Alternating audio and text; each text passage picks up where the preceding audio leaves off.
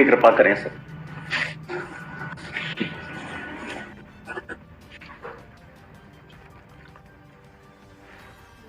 नमस्कार जी।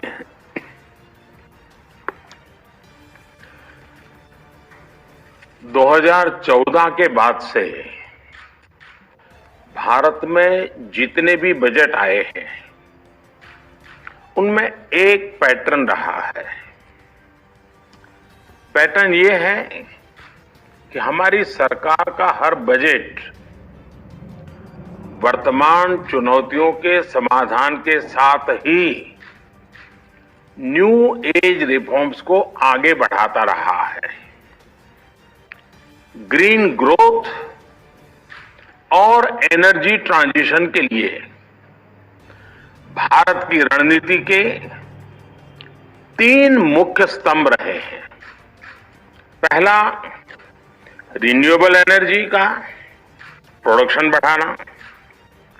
दूसरा, अपनी अर्थव्यवस्था में फोसिल फ्यूल का इस्तेमाल कम करना।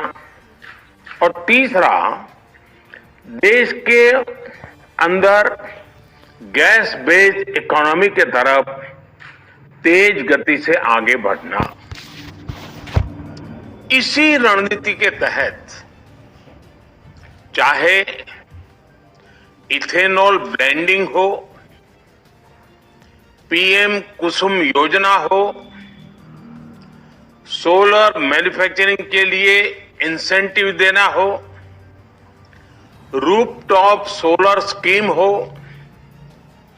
कोल गैसिफिकेशन हो, बैटरी स्टोरेज हो, बीते वर्षों के बजट में अनेक महत्वपूर्ण घोषणाएं हुई हैं। इस साल के बजट में भी इंडस्ट्री के लिए ग्रीन क्रेडिट्स हैं, तो किसानों के लिए पीएम प्रणाम योजना है। इसमें गांवों के लिए गोवर्धन योजना है, तो शहरी क्षेत्रों के लिए व्हीकल स्क्रैपिंग पॉलिसी है। इसमें ग्रीन हाइड्रोजन पर बल है, तो वेटलैंड कंजर्वेशन पर भी उतना ही फोकस है। ग्रीन ग्रोथ को लेकर इस साल के बजट में जो प्रावधान किए गए हैं वो एक तरह से हमारी भावी पीढ़ी के उज्जवल भविष्य का शिलान्यास है। Friends, Bharat renewable energy resources में जितना कमांडिंग पोजीशन में होगा उतना ही बड़ा बदलाव वो पूरे विश्व में ला सकता है। ये बजट भारत को ग्लोबल ग्रीन एनर्जी मार्केट में एक लीड प्लेयर के रूप में स्थापित करने में भी अहम भूमिका निभाएगा। इसलिए मैं आज एनर्जी वर्ल्ड से जुड़े हर स्टेक होल्डर को भारत में निवेश के लिए आमंत्रित करता हूं। विश्व आज अपनी रिन्यूएबल एनर्जी सप्लाई चेन को डाइवर्सिफाई कर रहा है। ऐसे में इस बजट के माध्यम से भारत ने हर ग्रीन इन्वेस्टर को अपने यहां निवेश का बेहतरीन अवसर दिया है। ये इस सेक्टर में आ रहे स्टार्टअप्स के लिए भी बहुत ही उपयोगी साबित होने जा रहा है। साथियों, 2014 के बाद से ही भारत मेजर इकोनॉमीज में रिन्यूएबल एनर्जी कैपेसिटी एडिशन में सबसे तेज रहा है। हमारा ट्रैक रिकॉर्ड बताता है कि रिन्यूएबल एनर्जी रिसोर्सेज को लेकर भारत जो लक्ष्य तय करता है उसे समय से पहले पूरा करके दिखाता है। हमारी इंस्टॉल्ड इलेक्ट्रिसिटी कैपेसिटी में 40% नॉन फोसिल फ्यूल के योगदान के लक्ष्य को भारत ने 9 साल पहले ही प्राप्त कर लिया। पेट्रोल में 10% इथेनॉल ब्लेंडिंग के लक्ष्य को भी भारत ने 5 महीना पहले ही हासिल कर लिया। 20% इथेनॉल ब्लेंडिंग के लक्ष्य को भी भारत ने 2030 से कम करके 25-26 तक पूरा करने का निर्धारित किया। वर्ष 2023 तक 500 gigawatt non fossil based electricity capacity हासिल करके रहेगा। हमारी सरकार जिस तरह बायोफ्यूल्स पर जोर दे रही है वो सभी इन्वेस्टर्स के लिए बहुत बड़ी अपॉर्चुनिटी लेकर आया है। अभी हाल ही में मैंने E20 फ्यूल को भी लॉन्च किया है। हमारे देश में एग्री वेस्ट की कमी नहीं है। ऐसे में देश के कोने कोने में इथेनॉल प्लांट्स की स्थापना के मौके को इन्वेस्टर्स को छोड़ना नहीं चाहिए। भारत में सोलर, विंड, बायोगैस का जो पोटेंशियल है वो हमारे प्राइवेट सेक्टर के लिए किसी गोल्ड माइन या ऑयल फील्ड से कम नहीं है। Friends, national green hydrogen mission के माध्यम से भारत हर साल 5 MMT ग्रीन हाइड्रोजन के प्रोडक्शन का लक्ष्य लेकर चल रहा है। प्राइवेट सेक्टर को एनकरेज करने के लिए इस मिशन में 19,000 करोड़ रुपए से अधिक का प्रावधान किया गया है।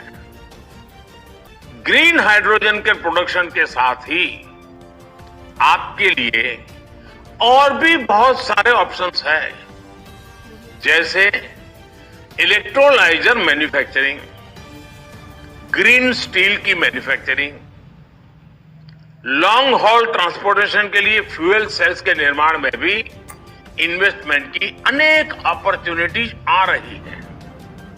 फ्रेंड्स, भारत में गोबर से 10,000 मिलियन क्यूबिक मीटर बायोगैस और एग्री रेसिड्यू से 1.5 lakh million cubic metre gas के उत्पादन का पोटेंशियल है।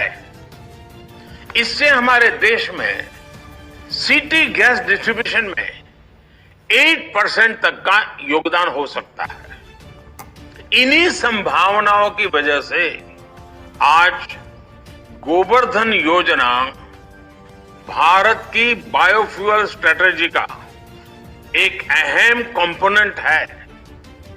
इस बजट में सरकार ने गोबर्धन योजना के तहत 500 नए प्लांट लगाने की घोषणा की है।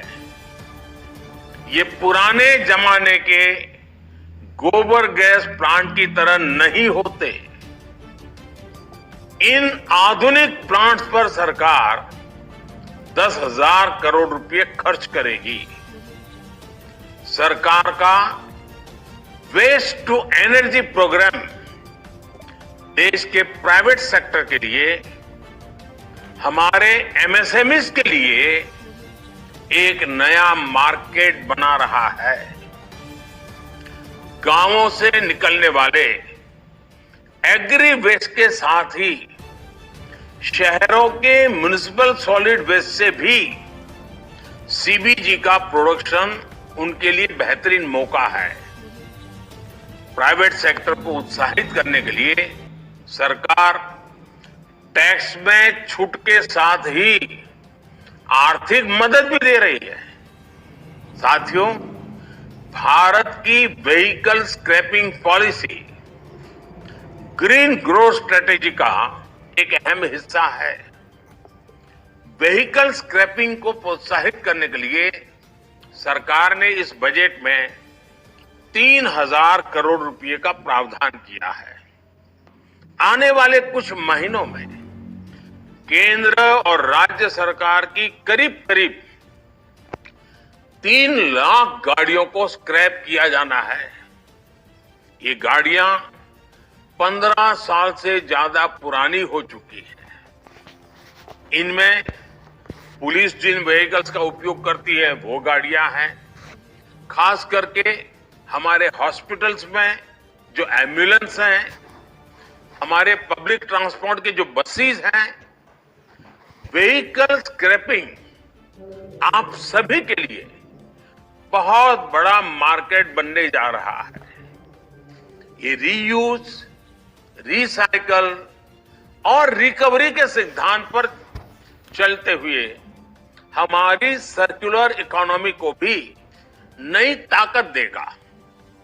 मैं भारत के नौजवानों को, हमारे स्टार्टअप्स को सर्कुलर इकोनॉमी के विभिन्न माध्यमों से जुड़ने का भी आग्रह करूंगा। फ्रेंड्स, भारत को अगले 6-7 साल में अपनी बैटरी स्टोरेज कैपेसिटी को बढ़ाकर 125 गीगावाट आवर्स करना है। ये लक्ष्य जितना बड़ा है उतना ही आपके लिए इसमें नई संभावनाएं बन रही है। इसे हासिल करने के लिए लाखों करोड़ रुपए के निवेश की आवश्यकता है। बैटरी डेवलपर्स को सपोर्ट करने के लिए सरकार ने इस बजट में वायबिलिटी गैप फंडिंग स्कीम की भी घोषणा की है। फ्रेंड, भारत में वाटर बेस्ड ट्रांसपोर्ट एक बहुत बड़ा सेक्टर है जिसमें आने वाले दिनों में बहुत तेजी आने वाली है। आज भारत अपने कोस्टल रूट के जरिए सिर्फ 5% कार्गो का ट्रांसपोर्ट करता है। इसी तरह इनलैंड वाटरवेज के जरिए सिर्फ 2% कार्गो भारत में ट्रांसपोर्ट होता है। जिस तरह भारत में वाटरवेज का निर्माण हो रहा है, उसमें इस क्षेत्र में आप सभी के लिए बहुत सारी अपॉर्चुनिटीज बन रही है। साथियों, भारत ग्रीन एनर्जी से जुड़ी टेक्नोलॉजी में दुनिया में लीड ले सकता है। ये भारत में ग्रीन जॉब्स को बढ़ाने के साथ ही ग्लोबल गुड में भी बहुत मदद करेगा। ये बजट आपके लिए एक अवसर तो है ही, इसमें आपके भविष्य की सुरक्षा गारंटी भी समाहित है। बजट के हर प्रावधान को अमल में लाने के लिए हमें तेजी से काम करना है, मिलकर के काम करना है। आप सभी आज के इस वेबिनार में बहुत गंभीरता से चर्चाएं करेंगे। ये बजट पर की चर्चा बजट में क्या होना चाहिए था, क्या नहीं होना चाहिए था, इसके संदर्भ में नहीं है। अब बजट आ चुका है, संसद में ऑलरेडी पेश हो चुका है। अब हम सब ने मिलकर के, सरकार ने और देशवासियों ने मिलकर के इस बजट की एक एक चीज को बहुत ही अच्छे तरीके से कैसे लागू करें, नए नए इनोवेशंस कैसे करें, देश में ग्रीन ग्रोथ को हम कैसे सुनिश्चित करें। आपकी टीम इसके लिए आगे आए। सरकार कंधे से कंधा मिलाकर के आपके साथ चलने के लिए तैयार है। मैं फिर एक बार इस वेबिनार के लिए समय निकालने के लिए आप सभी निवेशकों का, स्टार्टअप बल के जवानों का, एग्रीकल्चर फील्ड के लोगों का, एक्सपर्ट्स का, एकेडमिशियंस का हृदय से बहुत बहुत स्वागत करता हूं और इस वेबिनार की सफलता के लिए अनेक अनेक शुभकामनाएं देता हूं। बहुत बहुत धन्यवाद।